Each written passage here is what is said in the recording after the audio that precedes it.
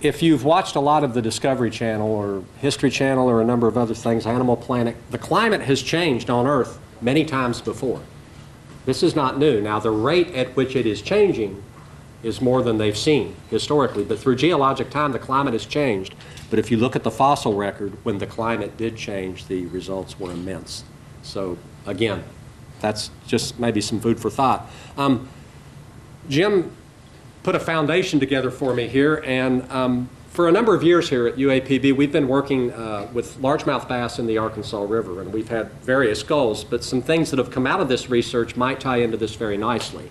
And I'm going to try to use this as a case study for climate change. Now, I'm not meaning to argue anything I'm going to show you we're deciding is related to climate change. I'm only going to propose a mechanism to you based on something we've seen, and then see if that may or may not link to climate change. Climate is changing. You look at climate models, you can go all over the internet, there's all sorts of books, and the world is getting warmer, and there are just many other climatic changes, and I'm not going to get into that. Many changes have been documented that either are occurring or are predicted to occur, but the ones I'm most interested in right now are this idea of rainfall and stream flows. Climate models predict that rainfall will increase in some regions, it will decrease in others. With that will come either increases or decreases in stream flows, also base flows. There could be more erosion, but this variability down here at the bottom, the increased variation in rainfall and the frequency of extremes, which could be flooding or very high levels of drought. That part really fascinates me because it really has many direct and indirect effects on fishes. Our research in the Arkansas River, we've been out there about, almost a decade. Wanted to tell you a little bit about the river. The Arkansas River is far from a river. We call it a river. That may be our perception of a river, but nowadays in the modern times, it is very much a regulated river system. It's what we call a serial lock and dam system. It's nothing but a lock and dam system, one connected to another, from the mouth all the way up into Oklahoma. The river is not a free-flooding river anymore. You can't really see it here. The color didn't show up, but you can't see this from the air, but there's a great big mainline levee down both sides of it. And there is some backwater, and there is some area you could call floodplain, but this is not a free-flowing river anymore, and you don't find those very much in the developed world because that's not good for commerce and agriculture and lots of other things. What you see is this, a dam and a lock, and you see some habitats like that. Old professor of mine, Hal Schramm, did some habitat work out on the river a few years ago, and we helped him, massive habitat survey, and he was using aerial photography done in the 70s and 1999, and they were looking at the areas of different habitats and how they had changed. They were looking at shallowing in the river, and they determined that overall the river had lost 9% of its aquatic habitat total across all the navigation pools, and the backwater losses were pretty striking, 17 to 39% on a per pool basis. Now, the reason the mean is 15%, which is outside that range, is that one navigation pool actually gained a small amount of habitat, backwater habitat, but the other pools lost, and some of them lost quite a lot. So it is a changing river, and that may factor into some of what we've seen with bass as well. Here is the current day Arkansas River system. It's part of what we call the McClellan-Kerr Arkansas River Navigation System, and it starts down here at the bottom. There is a small stretch of what people call the free-flowing Arkansas River. It's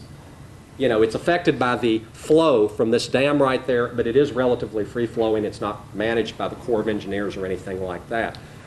Here's Pine Bluff, and that's Dam 4, and there's Little Rock, and that's Dam 6, and you go all the way up to Dam 18 up in Oklahoma. So this is what the present-day river looks like. And this is actually a picture, some of you in this room may remember this. This is a picture of the Arkansas River taken from a bridge in Little Rock looking downstream. This is before the lock and dam system was finished. It was actually about the time it started. These wooden posts, fishermen that are out in the river, you can see these, they're still out there. Some are covered over by rock, but these are the old dikes and weirs they used back at this time. But this is what the river looked like. And of course, that isn't anything like it looks from the interstate bridge in Little Rock, but you can see there's a channel that goes down through there and a lot of shallow water habitat. Free-flowing natural rivers are nothing but a dynamic of habitat creation and destruction. That's how they are, that's how they've always been, but that isn't good for commercial navigation, it's not good for the economy, it isn't good for hydroelectric power production and things like that. But this is kind of what it would have looked like historically. We're very interested in largemouth bass. Largemouth bass is a species that's been reported as maybe more likely to be affected by climate change than other species. Now, it's not that it's a specialist. It's actually a fairly generalist type species, very adaptable. It prefers lake-like habitats, which you will get in a lot of these lock and dam systems and other types of impoundments. There's some research out there that says growth is negatively affected by flows. High flow, not always good for bass growth. I'll talk more about that here in a minute and present you with an idea. Now, why do we care about fishing? Well, fishing is a big business. Fishing is a $115 billion industry nationwide. About 40% of the fishing effort nationally is targeting the black basses. That includes largemouth and smallmouth bass. Recreational fishing is bigger than these companies you have heard of. It's bigger than those companies in itself. 2006 data, $881 million economic impact in Arkansas. It's a little bit lower in the newer survey.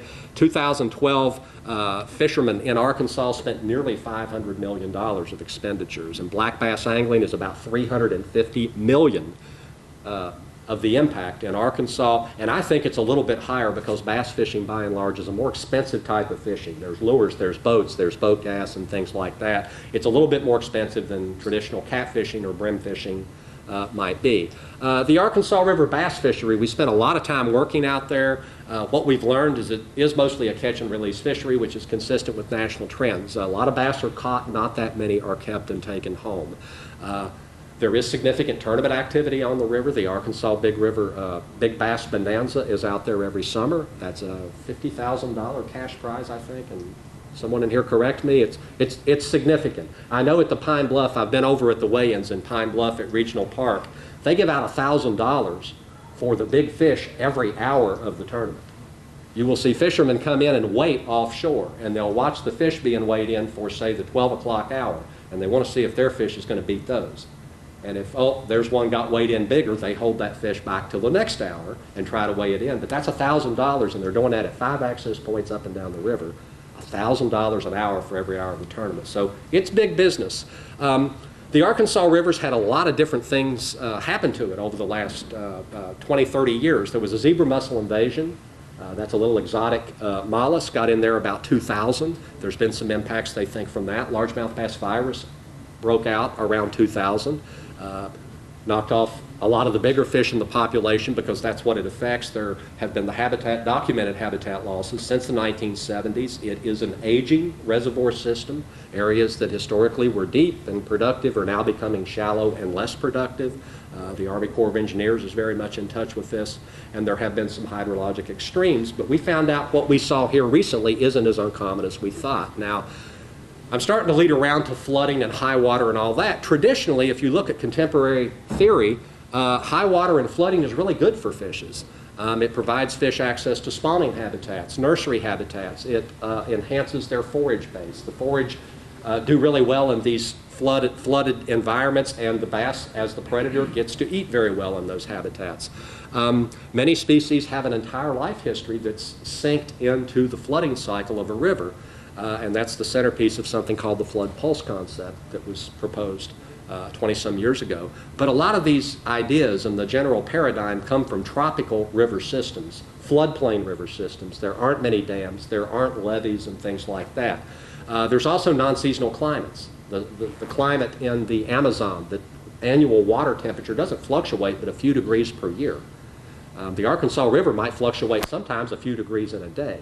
So it's a different kind of ball game down there. In the temperate world, which is the developed world by and large, you have these large lock and dam systems. You have a tremendous loss of floodplain habitat. So some of these mechanisms that have been accepted as how fishes, live in a river system relative to flow or floodplain or whatever, they maybe aren't as applicable to these regions as we once thought. And certainly they were never considering lock and dam systems. Now, as far as fishes and flows, this data set has always fascinated me. This is an Arkansas Game and Fish Commission data set, about 10 years of electrofishing data collected from Lake Dardanelle. And on the top here, you have bass abundance. It's a measure of what we call CPUE, catch per unit of sampling effort. And that line is along the top here. And below here is the adjusted mean flow from Lake Dardanelle from the previous year. And you plot those data together, and It's a perfect mirror image. I mean, these data look made up. I mean, they really look like you just sit down and drew this yourself. I mean, you can see it's a perfect relationship. Bass abundance goes down because ostensibly flow the previous year was higher. It's just a mirror image. I've never seen such a perfect data set. Now, this suggests maybe a growth relationship, maybe a recruitment relationship. It suggests a number of things. This is only bass abundance, not bass growth. But I've never seen such a perfect data set.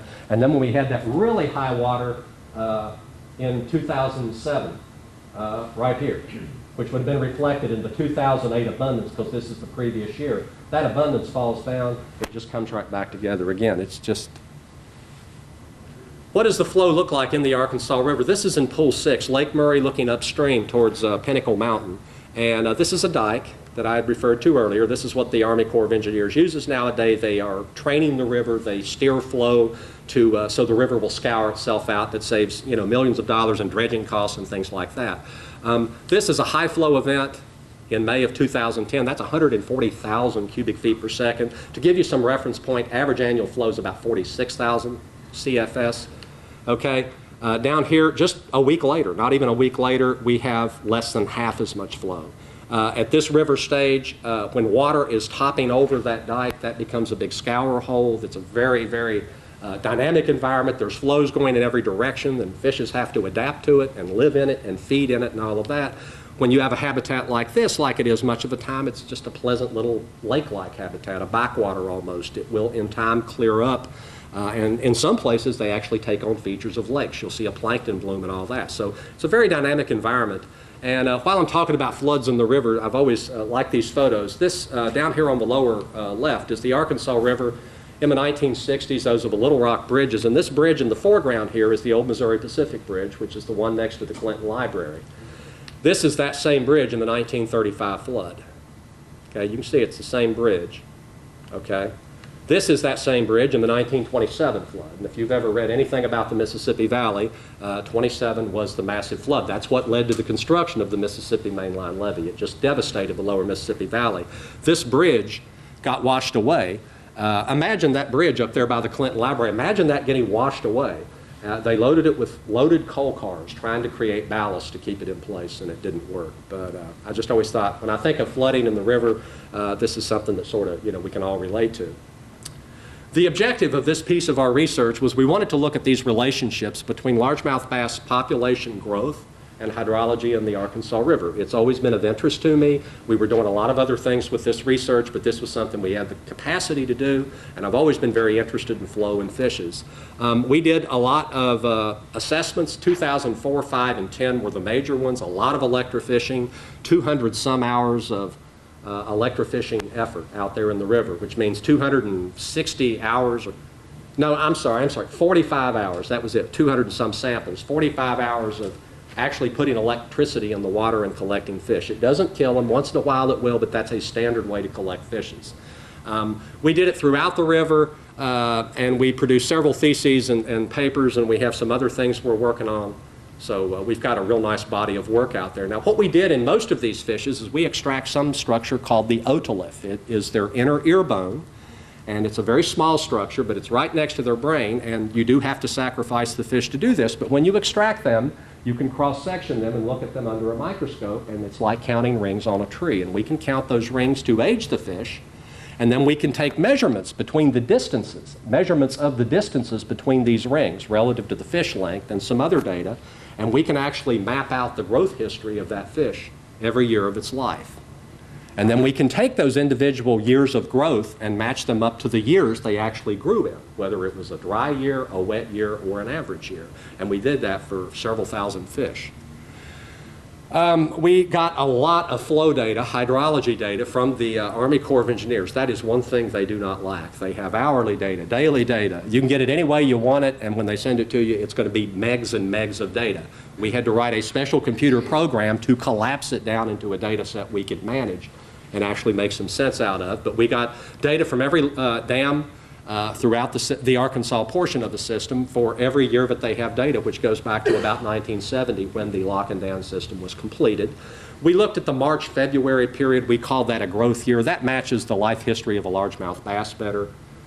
March is about the end of their winter, and that encompasses their spawning period, their growth period, and then the period that they're getting ready to overwinter. And we took all those flow data and we calculated a number of metrics. We had one that reflected low flow conditions, less than 15,000 CFS average annual flow, and then we had various high water, or actually a couple of average flow metrics, 50 and 75,000 CFS or greater, and then a couple of high flow metrics. So it was just a way to categorize the data. Now, when the Army gave us this data, we talked with them about this idea. The river had just gone through 3 consecutive years of very high water, 2007, 8, and 9. And those years are right here. And we were starting to get this idea about bass and growth and maybe high flow being bad for bass growth. And we were wondering how unusual it was. Our idea was that the river had just done this 3 years in a row. So it wasn't like a high water years that were scattered out. It was like boom, boom, boom. And we were wondering what's the likelihood that fish would experience that. You know, that fishery we sampled in 2010 didn't know anything but a high water, high flow environment. They told us, no, that's not that unusual. And if you look at the historical hydrograph, you will see that high and low flow periods come through in groups. The river goes down for a few years, it comes up. Maybe it's average, then it goes down or back up. And sure enough, that's exactly the way the data worked out. This is a lot of data points that go into every one of these averages. As you can see, the river seems to go through low flow years. You occasionally get a high flow year, but there's usually other high flow years around it. This is an odd one. It was in a low flow cycle here, but not during 2004. I remember that year. The White River was way up too. They were right, you know, and that suggests to me that there's broader climatic things or other things of that magnitude that may be driving this. Now, just to give you a point of reference, 70,000 CFS is a small craft advisory by the Corps of Engineers. Bass boats and john boats are not recommended to be out on the river. We took all this data, and what we wanted to do is we wanted to look at 12 years of it. And the reason we wanted 12 years is our massive bass assessments took place here and here. And because most of the fish collected are about 6 years or younger, thus they have 6 years of growth to look at, we wanted to throw all those fish together. The new fish went back to here, and these fish went back even further. We had about a 12-year window there that we had a lot of growth data from, and we wanted to see how they matched up. And we knew about the growth conditions during those years. We found out during this 12-year period, we used a criteria of any mean annual flow that was above 1 standard deviation above the mean, we considered a high flow year. Anything greater than 1 standard deviation below the mean was a low flow year. You can see there 3 years out of 4 was our low flow. 3 years in a row were our high flow years. The others were average, the other 6 in fact, and as you can see, they all fall in the middle, and this is kind of how the classification scheme. This scheme matched the 40-year hydrologic record just about perfectly, which meant the last 12 years that we were looking at, there was nothing special about it. That was the Arkansas River, so we were comfortable we had representative data. I'll transition here and talk about results. I wanted to show you this picture, John Martin Reservoir, Colorado. This is the Arkansas River.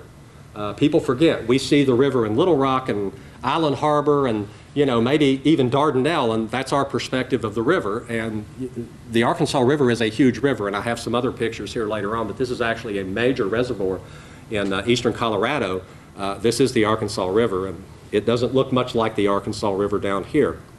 Now, the fisheries assessments were intensive, and we collected just about everything that you could, and I'm just going to give you a brief overview of that. These fish had a relatively short lifespan. They lived to be about 10 years on average was their maximum lifespan. About 95% of the individuals we collected, and that was in the thousands, were aged 1 to 6. We found that annual mortality rates were in the 45% range. Low exploitation, meaning exploitation means fishing-related mortality, tended to be about 12%. That's about the national average, maybe a small amount above. We found that our bass abundances in 2000 were only about 55% that we had recorded in 2004 and 5, and even some other data sets. Mostly, we feel, due to a couple of weak year classes. The 2007 and 8 year classes were both very weak. Coincidentally, those were very high flow years. And a lot of our length and age data and our growth models suggested there had been a reduction in growth, and there were indeed smaller sizes of fish in the river at that time. Now, I'm going to try to pull this growth data together. It's a lot of data that goes into generating these numbers, but I need to qualify exactly what it is. This table here, these are our 3 collection years when we collected our most data, 2004, 5, and 2010. And across the top here, I have fish ages. I went ahead and looked at the 5-year classes, 1 through 5. I didn't show the 6. And these numbers are actually the mean length of those year classes. Now, these are in millimeters, not inches. We have to work in the metric system. 190 millimeters is almost 8 inches. 170 millimeters is just under 7 inches. So that doesn't sound like a big deal. You know, a little bit shorter, an inch, maybe a little more.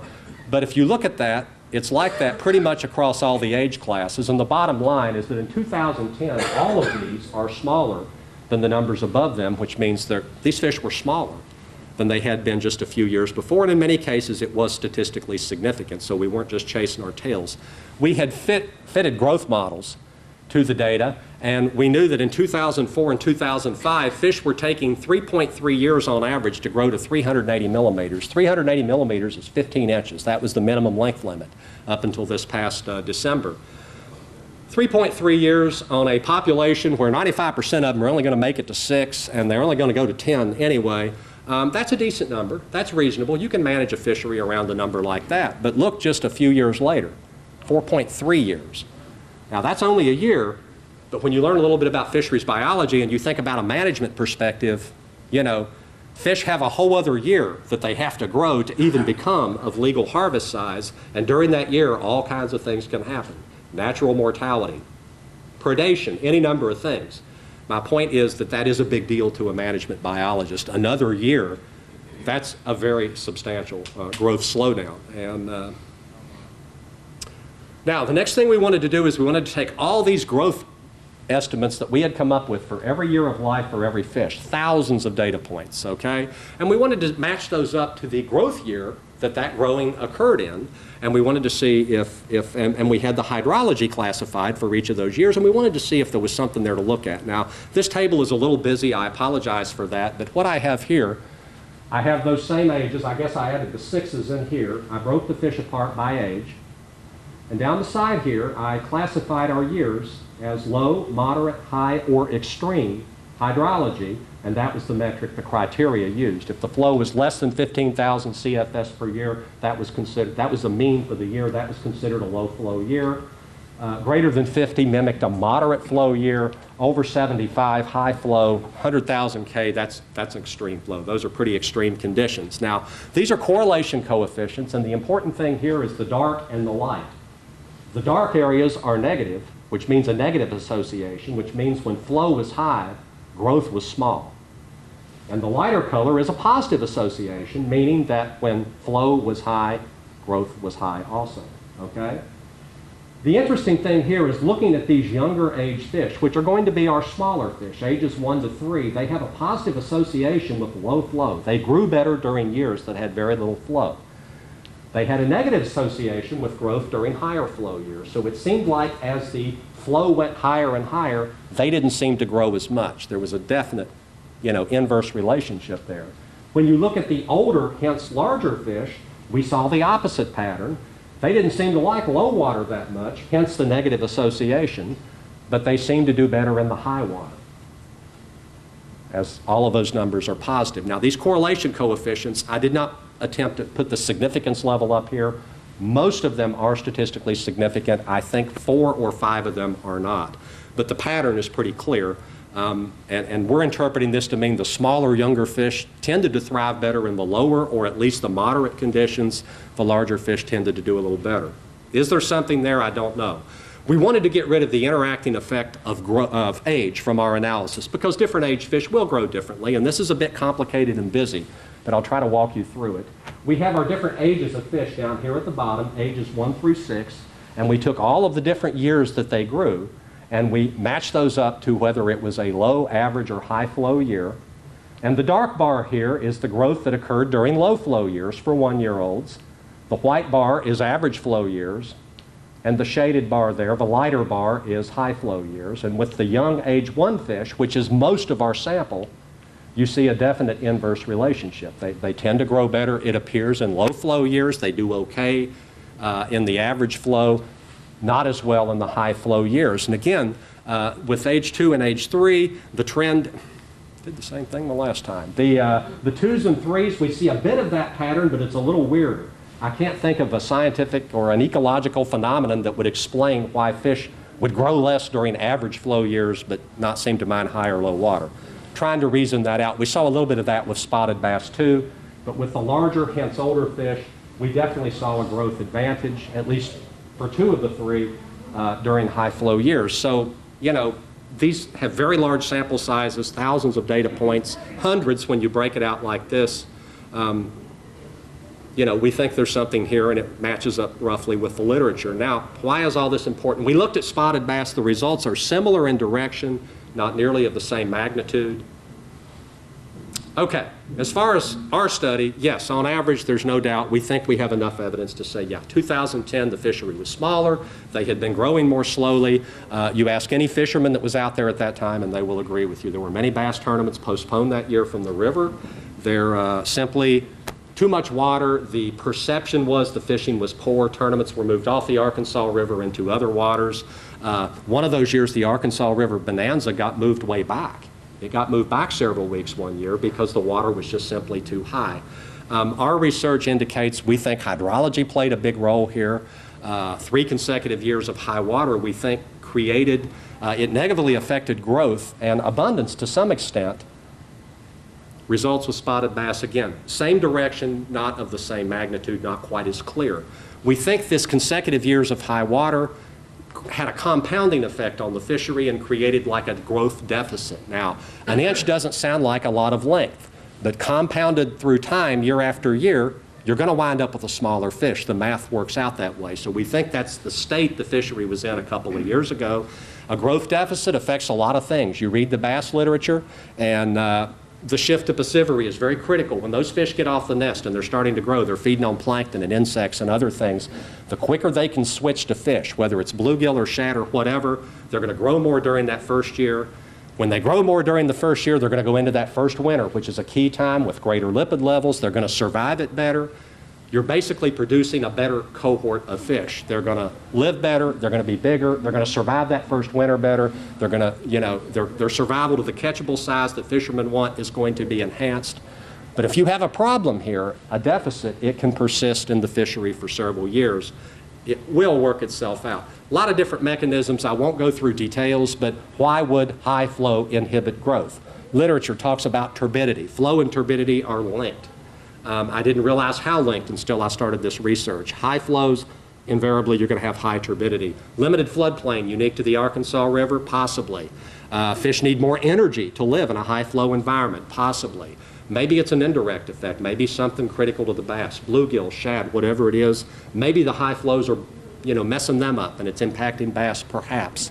We see some difference with the pattern of high flows. Not all floods are created equally. Summer floods tend to be really hard on the young bass, more so than spring or winter floods. There could be a size effect, could be, you know, an interspecific competition between 2 species, I don't know. My point is, if these conditions, if what we're proposing is happened, what if this becomes the new norm as a result of climate change? Many climate models predict rainfall will increase, surface flows are expected to be more variable, there could likely be a greater frequency of extremes, which would include floods. If our proposed mechanism, if it has any merit at all and is accurate, we might find the Arkansas River bass fishery in a growth deficit situation a lot, and maybe other river systems as well. Lower growth is invariably going to lead to small sizes, lower quality fishing, fisheries management are going to be challenged, they're going to be tweaking management all the time, they're going to be stocking or not stocking.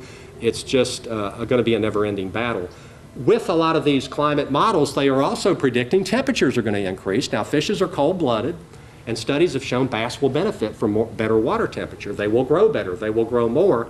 But, however, if this mechanism, as proposed, is true, there will be a growth reduction that will probably offset that. The growth benefit that you would have from increased temperature is going to be offset by reductions that might be related to higher or more variable flows. My prediction is bass fisheries might become more boom and bust. Fishermen will tell you now they think it's already there, but be more like crappie fisheries. They'll just be good years and bad years, and when the bass population is in a bad period, it's going to be a while and it'll come back. There'll be economic impacts felt.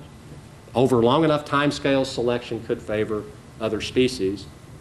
Why do we care? The Arkansas River is a real big river. People forget. We're familiar with this little piece of it down here. And we think, some people, I say this tongue-in-cheek, some people think it starts somewhere on the other side of Little Rock. Yeah, it does. Way on the other side of Little Rock, around Pikes Peak. This river is long. People forget Texas and New Mexico is in its drainage. It's a lot of climates. It's a lot of regions. They have their own little rainfall patterns. All of this is caught by the Arkansas River downstream. So the cumulative effects of up there are going to affect us down here. And we needn't forget that. I would like to acknowledge all these groups. Fisheries Division of Arkansas Game and Fish Commission helps us all kinds of different ways. The Corps gives us tons of data. A lot of UAPB students have earned their stripes on this work. And I just want to wrap up here the many faces of the river. Again, we're familiar with Little Rock and Pine Bluff and maybe Dardanelle. This is the headwater of the Arkansas River in Colorado, and that really doesn't look anywhere like you see the Arkansas River. Around here, here's downstream. There's no snow-capped mountains anywhere around the Arkansas River I've been on. A little further downstream, this is the Kansas-Colorado border. There is no water. It dries up. There's a lot of water withdrawn for irrigation. A little bit further downstream in central Kansas, again, starting to look a little more like a river, but not the river we have here. Tulsa, that's about the upper end of the lock and dam system. That's a little more familiar to us. And that right there, that's from the Yazoo River. In talking about fishes and flooding, this is a farm in the Yazoo River basin in Mississippi a couple of years ago. And as you can see, this is a hastily made levee. They knew this was coming, and they got out there with a bulldozer and made a quick levee to spare the house. I just thought that was interesting. I'd be happy to entertain any questions.